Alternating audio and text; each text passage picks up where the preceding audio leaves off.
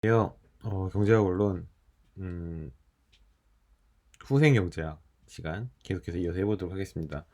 오늘도 집에서 녹화를 하고 있고요. 퇴근한 뒤에 지금 저녁 시간을 이용해서 녹화를 하고 있습니다. 혹시 어두침침한 음침한 분위기에 깜짝 놀라셨다면 죄송하다는 말씀을 드리고 싶습니다. Hello everyone, this is Principles of Economics class and we again restart the second part of welfare economics. We learned the consumer surplus at the first glance today, so we're gonna do something about the opposite part of the market, the producer surplus. Supply curve is kind of representation of producers, the cost of the production. When we learn about the demand curve, which is representing the consumer's subjective valuation on a good or the services or the willingness to pay, then the pro surplus is represented by the supply curve, which is defined by the production cost of a producer to produce a good or a service. In other words, this is something like willingness to receive or the minimum price for a producer to maintain their business because they need to receive a little bit more than their production cost, then they can have at least zero profit or just a little bit of the profit, which can make them to stay in the market or to maintain to produce a good or services. 수요 곡선이 소비자의 주관적인 그 재화나 서비스에 대한 가치 판단 혹은 얼마만큼 그 재화나 서비스에 대해서 돈을 지불하고 싶은지 판단하는 지불 용의로 정의가 됐고 그것을 통해서 수요 곡선과 시장 가격 간의 차이, 즉 수요 곡선과 시장 가격 간의 차이인 삼각형 면적으로 소위 말하는 소비자 후생이 계산이 될 수 있다는 것을 우리는 공부를 했습니다.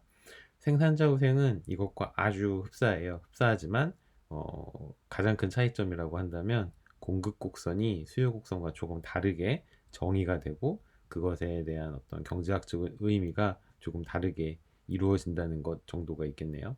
즉 공급 곡선은 생산자가 반드시 받아야 되는 가장 최저 가격이라고 우리가 해석할 수 있습니다. 다른 말로 하면 공급 곡선은 그 생산자가 그 시장에서 어떤 재화나 서비스를 생산하기 위해서 투입한 모든 생산 비용의 총합으로 우리가 해석을 할 수 있고 최소한 그것보다는 조금이라도 많이 받아야지 생산자들이 계속 시장에서 물건이나 서비스를 팔 수 있겠죠. 이런 관점에서 생산자 후생을 접근하면은 조금 쉽게 이해할 수 있지 않을까 생각을 합니다. So when does a seller stay in the market? If market price is higher than their production cost, right?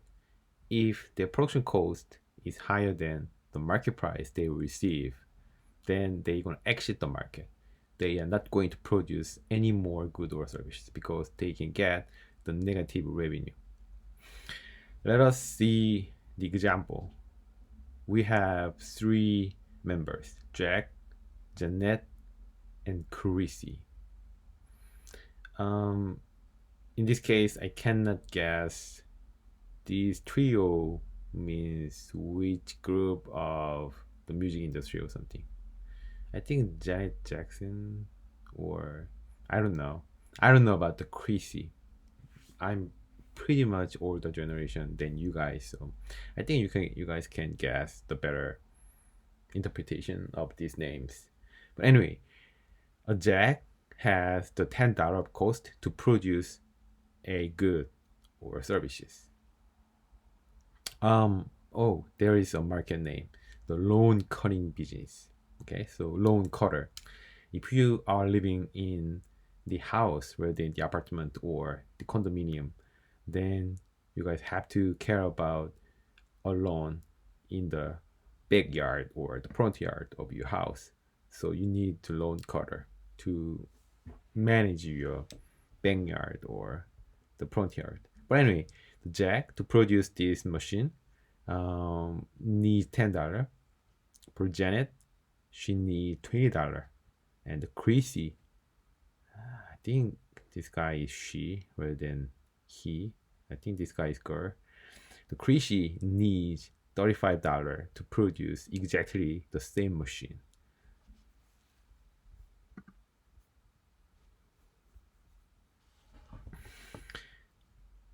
So we have three guys in this market as seller. So let us compare the market price and their production cost, which is already fixed in the market.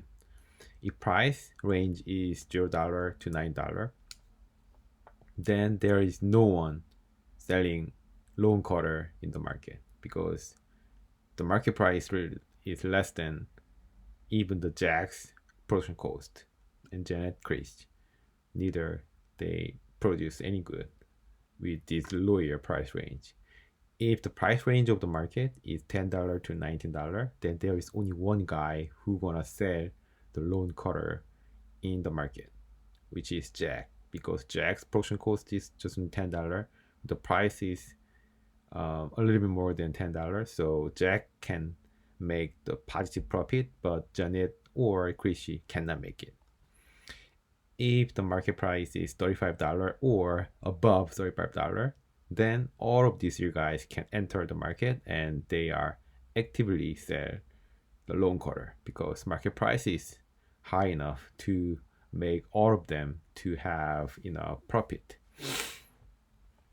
만약 이 세 명이 이 시장에 있는 모든 시장 참가자라고 한다면은 시장에서 결정되는 시장 가격과 이들이 가지고 있는 생산 비용 간의 비교를 통해서 이들이 시장에 참여할지 안 할지를 우리가 결정을 할 수 있습니다.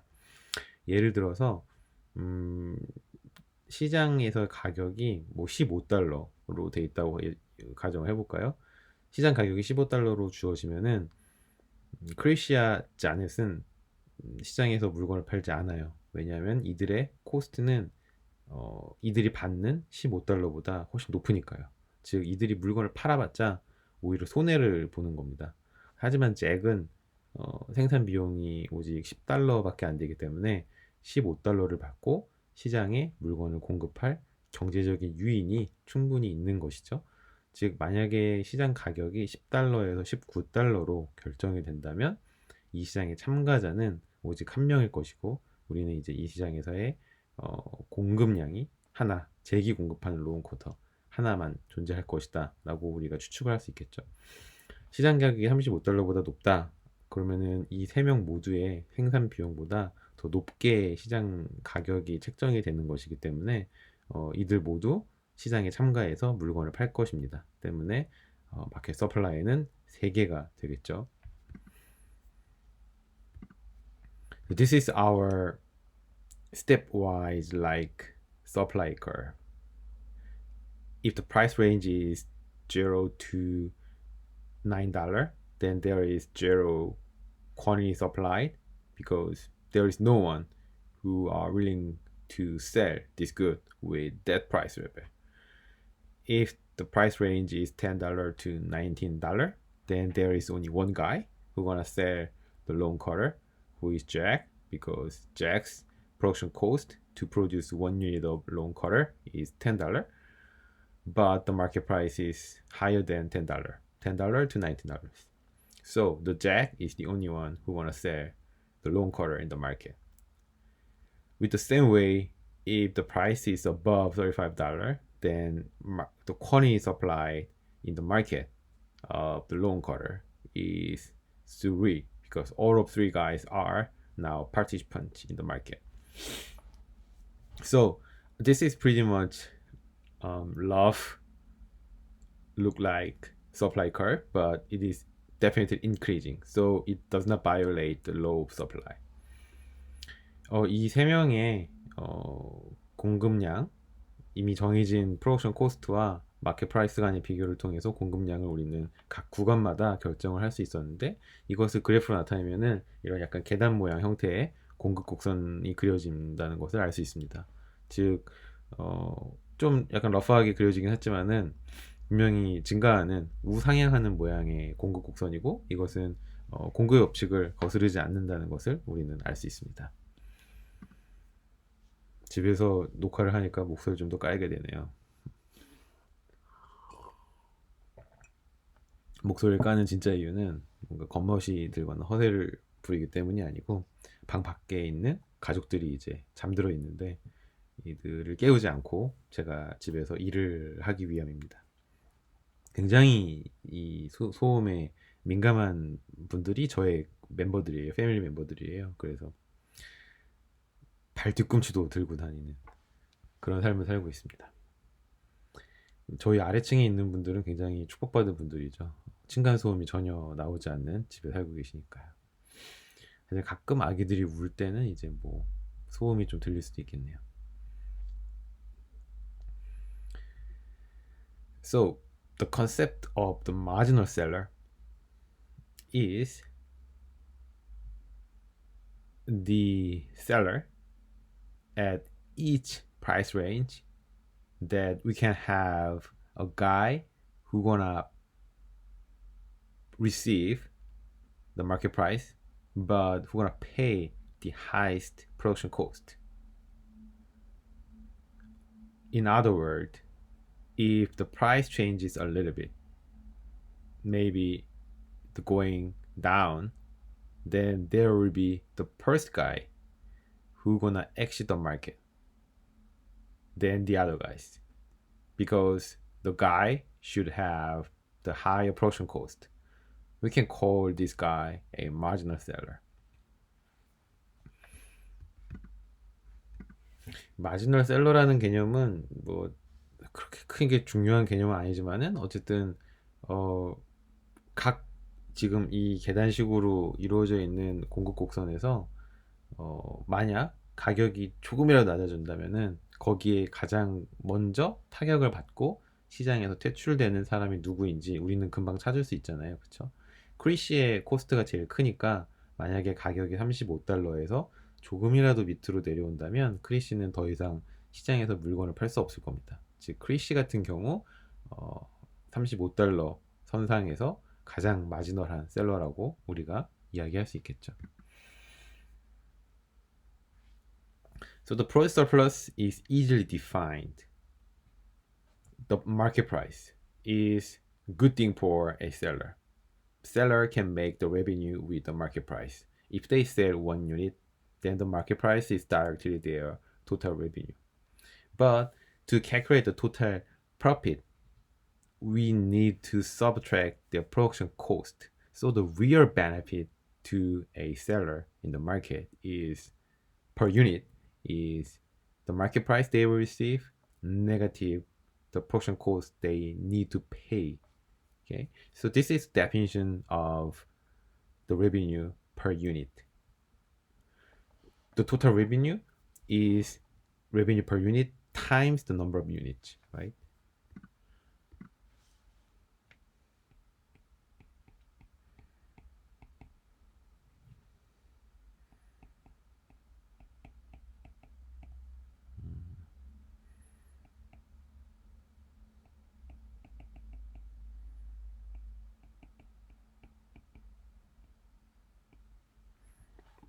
Right?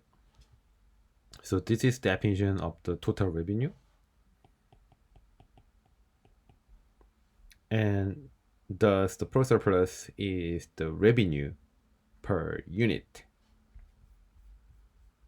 In other words, or in more economically, we can say that the pro surplus is the market price received by the producer minus their willingness to sell, or their minimum price to to survive in the market or to stay in the market. 생산자 후생은 굉장히 쉽게 정의가 됩니다. 생산자 입장에서는 물건 한 개를 팔 때 가격대로 받잖아요. 그 가격이 이제 그분이 누리는 어떤 뭐라 그럴까요? 최고의 매출이 되겠죠? 근데 매출이 높다고 해서 반드시 그 기업이나 그 생산자가 굉장히 잘 나가는 건 아니에요. 정말 보기 위해서 영업이익 혹은 이윤을 봐야 되는데, 이윤은 총 매출에서 총 비용을 뺀 것이죠. 즉 생산자 후생도 비슷하게 정의가 됩니다. 가격에서 생산 비용을 빼면은 이제 이것이 이제 소위 말하는 단위당 매출에 대한 정의가 되는데, 이 단위당 매출이 바로 생산자 후생으로 바로 정의가 되는 것이죠.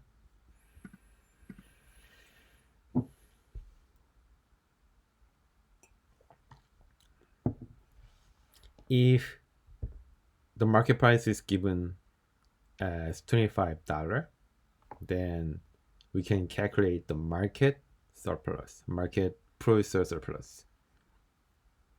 First of all, how many sellers will stay in the market? I think 2, because Crazy's production cost is $35, which is higher than the market price, $25. So Crazy is out of the market.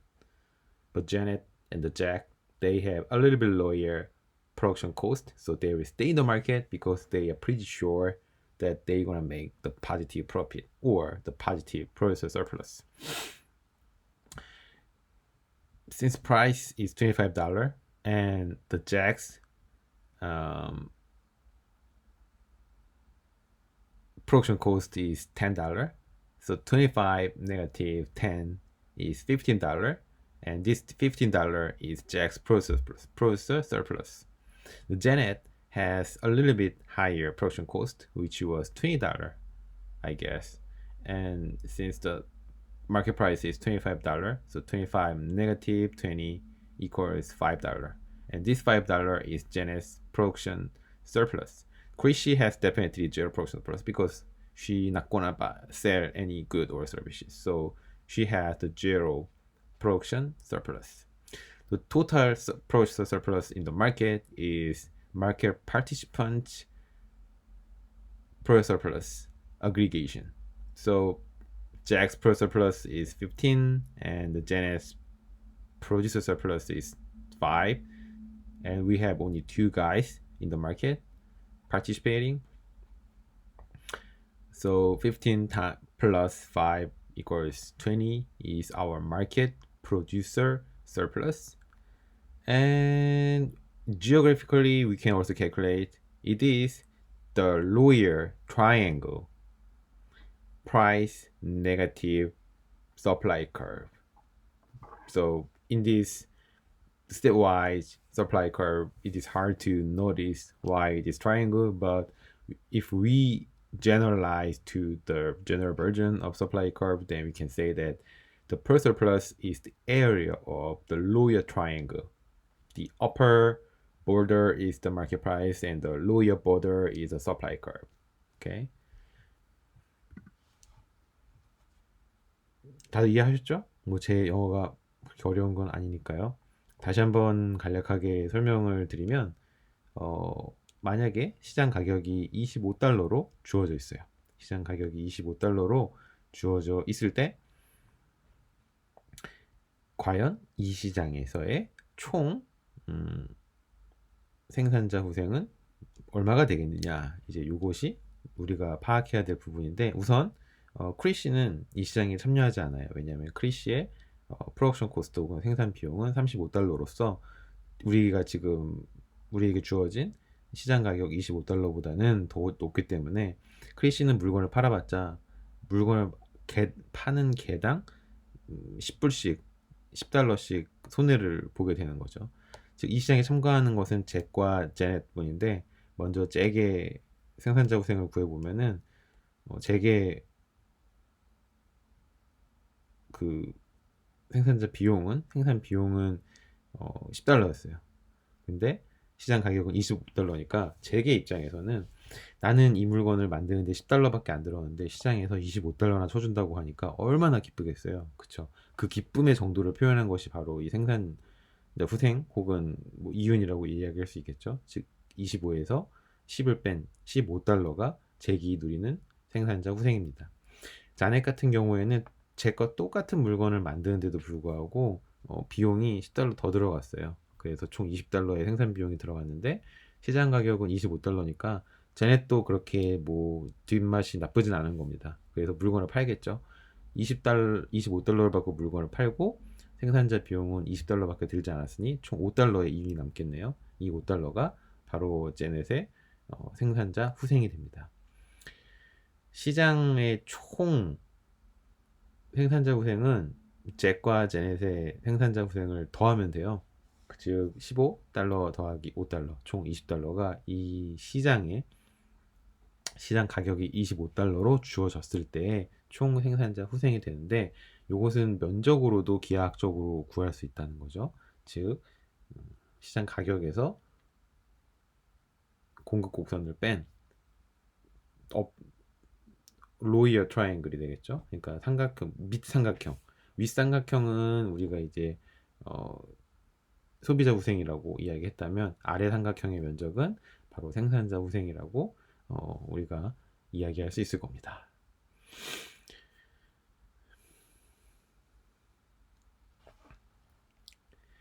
If the market prices go up, then the market per surplus will be definitely changed. Now Krishi can enter the market. So we have the three sellers in the market. So the market per surplus will be calculated by the aggregation of all the three sellers. And more importantly, not even with the number of sellers increasing, but also each seller's per surplus will be also increased. So there are two effects of increasing price on the overall market per surplus. As we noted before, per surplus can be calculated by the area of the triangle, price negative supply curve. In this case, we have three sellers and the market price is 40. So 40, I think there is some formula for calculating the triangle and I cannot calculate with this given information. 만약에 가격이 오르면 판매자 입장에서는 당연히 더 기분이 좋겠죠. 그래서 두 가지 효과가 동시에 발생을 합니다. 가격이 오르면 물건을 파는 셀러가 더 늘어나요. 즉 시장의 공급량이 늘어나는 양적인 횡적으로 팽창하는 그런 효과가 있고요. 두 번째로는 기존에 존재하고 있던 판매자들의 개별적인 생산자 후생도 각각 다 늘어나게 됩니다. 그렇겠죠? 즉 종적으로도 늘어나게 되는 그런 효과가 있어요. 즉 이 시장 가격은 두 가지 효과가 믹스되어 있다라고 이야기할 수 있겠고 시장 가격의 인상은 바로 이 두 가지 효과가 믹스되어서 긍정적인 영향을 생산자 후생에 미치겠구나라는 것을 우리는 알 수 있습니다.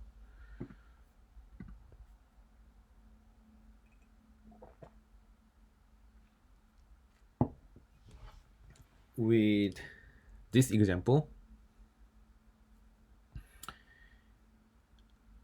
this pink area is our process surplus. Price is given by the $40, not 39. It is 40. I think the graph is awful. And how many sellers in the market? Not 24, but 25, I think, with this formula. So 25 guys are selling the market with the $40 of the market price level. And the height of this triangle is calculated by $40, negative 15, according to the information. So $25 are the height of this triangle. And the base of this triangle is 25 guys. According to the definition of the area of the triangle, 1/2 times base 25 times height also 25 is 312 at the 50 cents. In the real example, I think you can calculate by your hands about this type of area.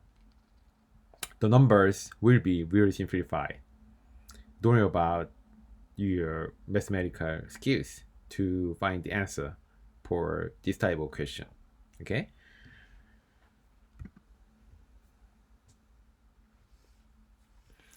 If price falling down, it is bad news for sellers.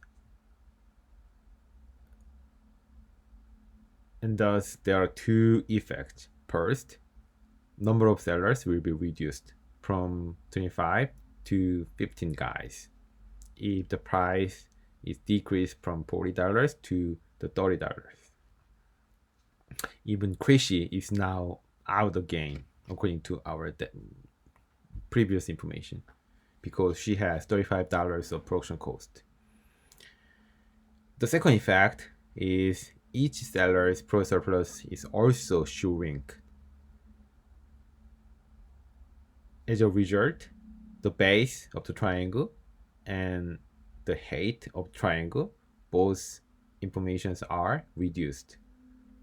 Therefore, the area of rectangular will be reduced again. 이 삼각형의 면적을 구하는 방법은 아마 여러분들이 모두 다 잘 알고 계실 거라고 생각을 합니다. 밑변 곱하기 높이 나누기 2예요. 시험에서 실제로 만약에 이런 문제가 뭐 예를 들어서 뭐 생산자 후생을 구하시오 혹은 뭐 소비자 후생을 구하시오 이런 문제가 등장할 경우 당황하지 마시고 손으로 직접 계산을 하시면 됩니다. 아마 계산기는 제가 사용하지 못하게 막을 거예요. 왜냐하면은 여러분들이 살고 있는 시대는 계산기라는 게 따로 없는 시대에 살고 계시잖아요. 휴대폰에 계산기가 다 있기 때문에 아마도 휴대폰을 꺼내게 되실 텐데 휴대폰으로는 아마 딴짓도 할 수 있기 때문에 그것은 제가 아마 허용하지 않을 겁니다.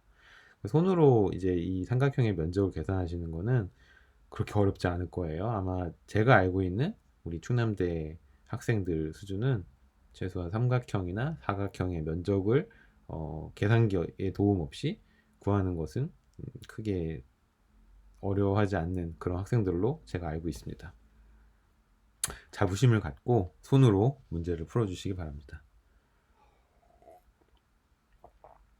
만약에 가격이 $40에서 $30로 우리가 보는 예와 같이 만약에 떨어진다면 제가 설명드린 바와 같이 두 가지 효과가 이 시장의 생산자 후생에 영향을 미치게 될 겁니다. 첫째는 가격이 떨어지니까 공급 곡선에 의해서 물건의 공급량이 아마 줄어들 거예요. 즉 시장에 참가하는 참가자 수가 아마 줄어들 겁니다.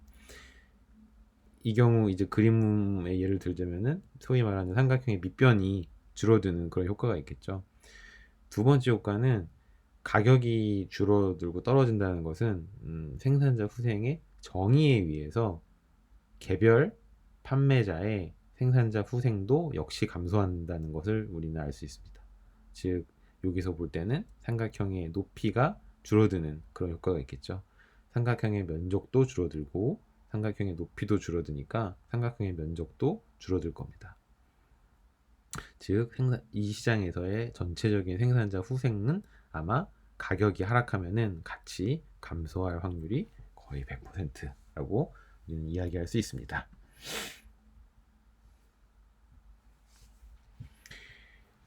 Let us define the total surplus in the market.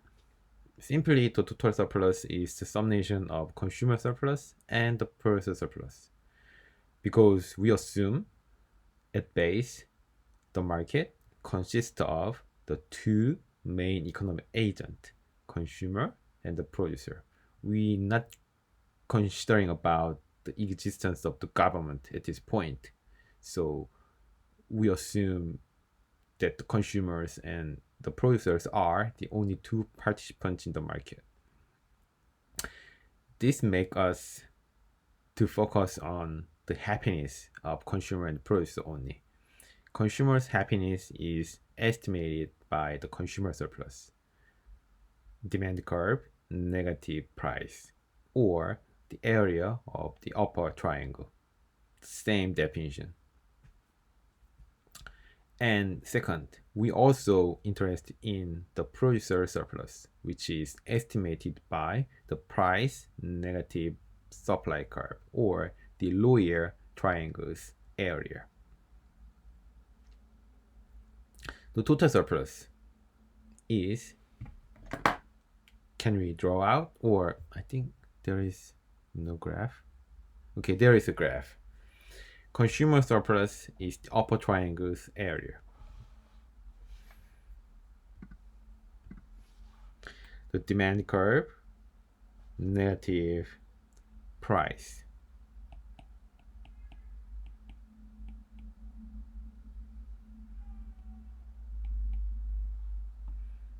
How about the producer surplus? Producer surplus is defined by price negative supply curve. How about the total surplus? The total surplus is consumer surplus plus producer surplus by the definition. D negative P plus P negative S. These two prices are cancels out each other because they are the same thing. So finally, we got demand curve, negative supply curve. How about in the geography? Demand curve until they meet negative supply curve. So this, the total area of the triangle, is the total surplus in the market. Pretty simple, right?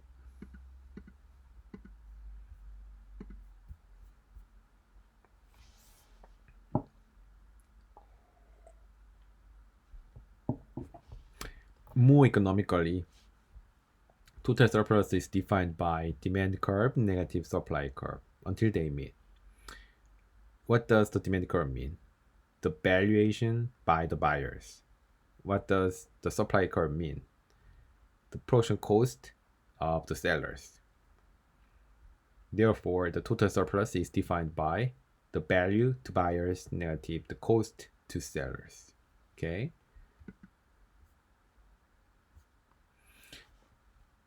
사회 전체적인 후생 혹은 총 후생 혹은 시장의 전체적인 후생은 당연히 소비자 후생과 생산자 후생의 합으로 정의가 되겠죠. 왜냐하면 우리는 지금 현재 이 시장에는 오로지 소비자와 생산자 둘밖에 없다라고 가정하고 있기 때문이죠. 때문에 우리가 관심을 갖는 두 주체는 당연히 소비자와 생산자 이 둘로 국한이 되어야 됩니다. 소비자 후생은 어떻게 정의가 됐죠? 소비자가 개인적으로 느끼는 그 재화나 서비스에 대한 가치에서 소비자가 지불해야 되는 시장 가격을 뺀 것으로 정의가 됐죠. 즉 수요 곡선에서 시장 가격을 뺀 것으로 정의가 됩니다. 생산자 후생은 그들이 받는 가격, 즉 그들이 얻는 매출에서 그들이 그 제품이나 서비스를 생산하기 위해서 지불해야 됐던 생산 비용 혹은 공급 곡선을 뺀 것으로 정의가 됐죠. 이 둘을 합한 게 총 후생 혹은 시장에서의 총 사회적 후생이라고 정의가 됐으니 이 둘을 더해 보면은 시장 가격이 플러스 마이너스 사인으로 해서 캔슬 아웃 돼 버려서 빠져요. 전체적으로는 디맨드 커브에서 서플라이 커브를 뺀 삼각형 두 개, 어퍼 트라이앵글과 로어 트라이앵글 두 개의 면적을 합한 그 면적으로 토탈 서플러스가 정의가 됩니다. 경제학적으로 이야기하면은 소비자가 주관적으로 느끼는 그 재화나 서비스에 대한 가치에서 생산자가 지불해야 됐던 그 재화나 서비스에 대한 생산 비용을 뺀 것으로 이 토탈 서플러스는 정의가 되는 것이죠.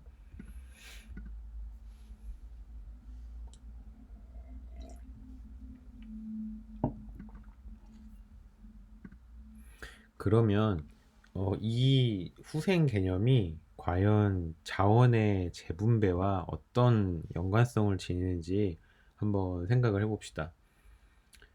소비자 후생과 생산자 후생은 굉장히 잘 정의된 개념이에요. 그리고 그것을 시장의 데이터를 통해서 아주 즉각적으로 추정할 수 있다는 점에서 굉장히 큰 장점을 가지고 있죠. 이러한 데이터화할 수 있는 정보들을 통해서 우리는 어떤 질적인 것에 대해서 이야기를 할 수 있을까요? 소비자 후생과 생산자 후생이 극대화되는 어떤 지점이 있을 겁니다. 우리가 지금까지 봤던 모든 예는 아주 자연스럽게 생산자 후생과 소비자 후생이 모두 극대화되는 지점까지 우리가 표현을 했어요. 즉, 이 후생이라는 개념은 소비자가 주관적으로 얻는 최대의 행복, 그리고 생산자가 역시 이윤이라는 매출이라는 개념을 통해서 즉각적으로 우리에게 바로 노출이 되는 생산자들의 행복, 이 두 행복의 합으로 정의가 되잖아요. 즉, 우리는 이들이 얼마만큼 시장이라는 메커니즘 안에서 만족하면서 살고 있는지, 다른 말로 하면은 얼마만큼 웰빙, 얼마만큼의 어떤 뭐라 그럴까요? 삶의 질 혹은 이 경제 활동의 질이 얼마만큼 높은지 낮은지를 바로 이 후생의 개념을 통해서 어느 정도는 짐작을 하고 확인을 할 수 있다는 것이죠. 그런 면에서 이 후생이라는 개념은 굉장히 유용하게 널리 쓰일 수 있는 장점을 가지고 있습니다. Now we define the total surplus. So this is pretty good time to interpret the total surplus in terms of the economics words. The good merit of the concept of surplus is, I think, the twofold. The first, it is really easily estimated by the data. If you have the base information about the market, like you can estimate supply and demand curve and you can find out the market price, then you can easily calculate the consumer surplus and the producer surplus. And if those two surpluses are maximized by the market mechanism without any frictions in the market, then we can say that they are pretty happy, because the definitions of producer surplus and the consumer surplus are the amount of happiness they can feel from the market price and their own the valuation of the market or their own the production cost they have internally, which means that the total surplus is pretty good measure of consumers and the producers the well-being situation or the level of the well-being.